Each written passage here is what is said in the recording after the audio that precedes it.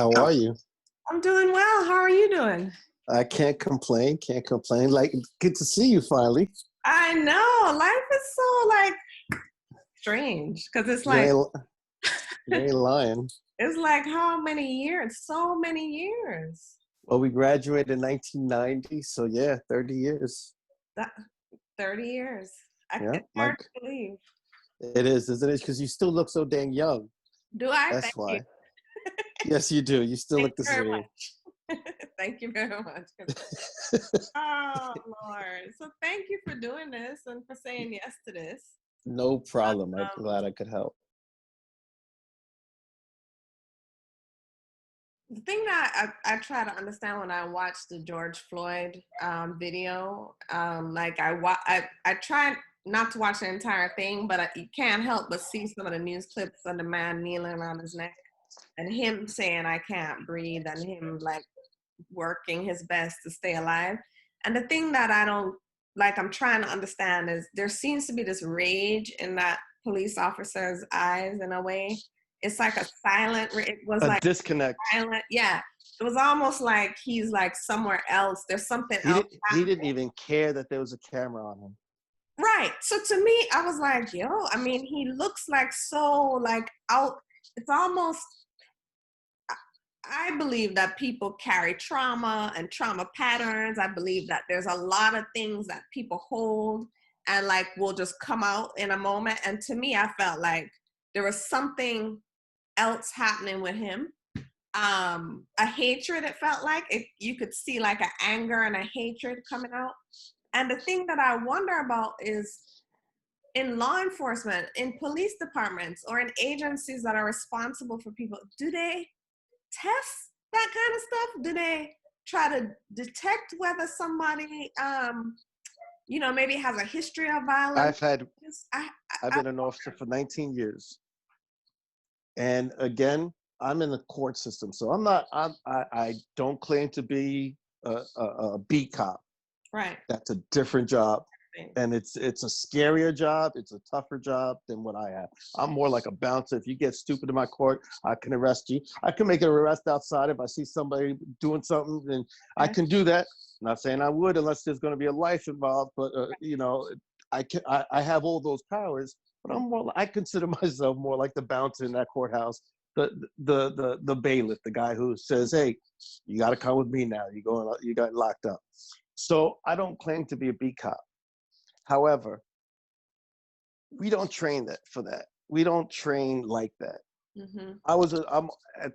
Saying that as I'm also an instructor. I was an instructor for 11 years in the courts. Okay. And I taught firearm safety, defensive tactics, police tactics, Article 34, justification of defense, Mm-hmm. of use of force, and all that. And the first thing we teach is positional asphyxiation is a thing.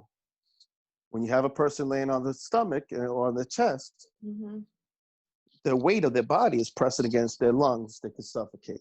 Okay. So the minute you have compliance, your job is to put them on the side so that you alleviate the pressure on their chest, or to put them in a seated position. They left them on the ground for 8 minutes with their knees on top of them. Right.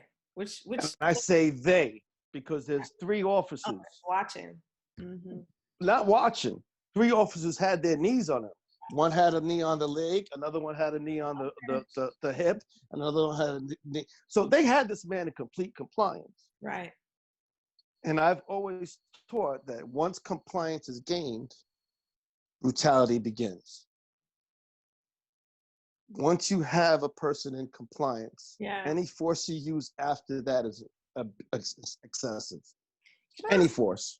I gotta ask a question about compliance, because I met with some police officers in the Oakland Police Department a couple years ago as part of a workshop with teens, and there was a Black officer and a white officer, and both of them talked about how important compliance is. And I, as a parent, I'm gonna tell you, and you probably know this, as a Black parent, and my son is now 22 and my daughter is 19, and so I have 2 Black children. I have given them this talk. In the Black community, we talk about the talk. I've given them this talk since they could walk about how important it is to comply, how important it is to be respectful to law enforcement, how important it is not to resist, right? So I think we've had this thing built into our culture almost that, you know, we need to instruct our children to keep them safe. And yet I see a lot of people comply and die. Yeah. It felt like Philando Castile complied. And died. I could go through a list, and I don't want to like do that here necessarily, but I'm just saying, I feel like people comply and still die. So like, it feels like I'm lost there. Like, what is it that we're doing? That's the rage I feel. That's the rage. That's what makes my heart bleed, and that's what makes me sad for America, is that what we're scared of Black people. Let's just call it out there. I feel like that's exactly it. And I think it's because more of shame than anything, because, how do I put it? You guys have that right to want to take revenge. All you want is equality.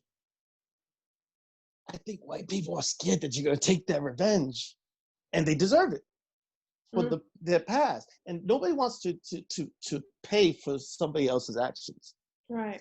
But unfortunately, that's what Black people are doing every day they live. Now, what is compliance? Yeah. It depends on the officer.